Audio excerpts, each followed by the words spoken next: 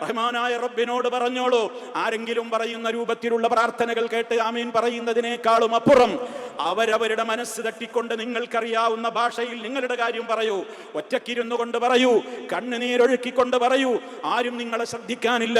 നിങ്ങളും യജമാനനായ റബ്ബും തമ്മിൽ നടക്കുന്ന കാര്യമാണത്. ആ സമയത്ത് പാപത്തിന്റെ കറകളെ കുറിച്ച് മഗ്ഫിറത്ത് ലഭിക്കാതെ ഒരാൾ റമദാനിൽ നിന്ന് കടന്നു പോകുന്നുവെങ്കിൽ അവനേക്കാൾ നഷ്ടകാരികൾ മറ്റാരാണെന്നും അത്തരത്തിലുള്ള ആളുകൾ മുഖം കുത്തി നരകത്തിൽ വീഴുന്നവരവസ്ഥയായിരിക്കുമെന്നൊക്കെ പറഞ്ഞപ്പോ അതിന്റെ ഗൗരവമോർത്തുകൊണ്ട് മുസ്തഫ സല്ലല്ലാഹു അലൈഹി വസല്ലം ജിബ്രീൽ അലൈഹിസ്സലാമിന്റെ പ്രാർത്ഥനക്ക് ആമീൻ പറഞ്ഞ പ്രമാദമായ പ്രസിദ്ധമായ ഒരു സംഭവം നമ്മളൊക്കെ കേൾക്കാറുള്ളതാണ്.